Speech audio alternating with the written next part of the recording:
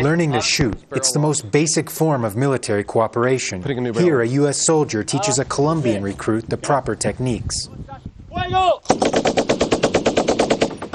Colombia and the United States have long been allies, but their military partnership is about to expand. Washington wants to set up new anti-narcotics operations at 3 Colombian military bases.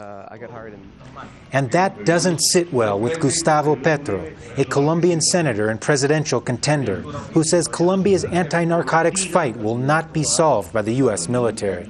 The fight against drugs is an excuse to increase the U.S. influence in Colombia's internal affairs. It's not the military power that will weaken drug cartels. A fight against drugs starts with taking the political power away from the Colombian mafias, and that cannot be done through military action. The U.S. has said their operations will involve only unarmed Air Force surveillance planes like these, and they have said that they have no intention of meddling in Colombia's armed conflict with the FARC guerrilla group. Nobody here at the U.S. Embassy in Bogota will talk about the specifics of the deal being discussed until it's finalized. However, Colombian government officials are already trying to convince people that greater cooperation with the U.S. military is a benefit to their country.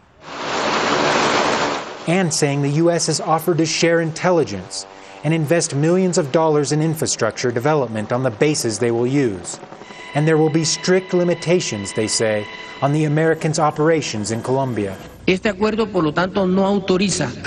agreement doesn't authorize the U.S. government to use military force in Colombian territory. It doesn't authorize them to launch from Colombia and attack on another location.